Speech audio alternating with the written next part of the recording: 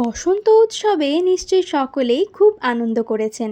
এমন একটা রঙিন দিনে রোদ তো আর কম নেই, রোদ একদম মাথার উপরে রয়েছে।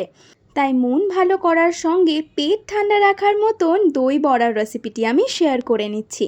প্রথমে বিউলির ডাল 4 ঘন্টা জলে ভিজিয়ে রেখে দেবেন সারাদিন। 4 ঘন্টা পর সেটাকে মিক্সার জারে দিয়ে একটা পেস্ট বানিয়ে নেবেন।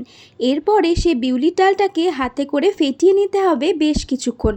একটি পাত্রে জল নিয়ে ফেটিয়ে নেওয়া ব্যাটারটা অল্প একটু দিয়ে দেখবেন জলে ভাসছে কিনা।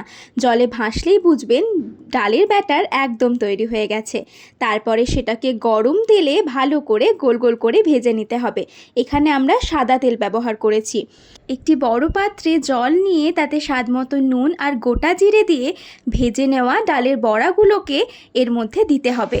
ডালের বড়াগুলো জলে ভিজে গেলে সেগুলোকে হাতে করে জলটাকে চিপে নিতে হবে। তারপরে একটি পাত্রে রেখে সেটাকে সুন্দর করে সাজিয়ে নিতে হবে। ডালের বড়াগুলো প্লেটে সাজিয়ে নিয়ে এর উপরে এক এক করে দিতে হবে টক দই, তেঁতুলের চাটনি, ধনেপাতার চাটনি, টমেটো সস, চাট মশলা, আবারও তার উপরে একটু টক দই। সবশেষে উপর থেকে ভুজিয়া ছড়িয়ে দিলেই দই বড়া একদম তৈরি।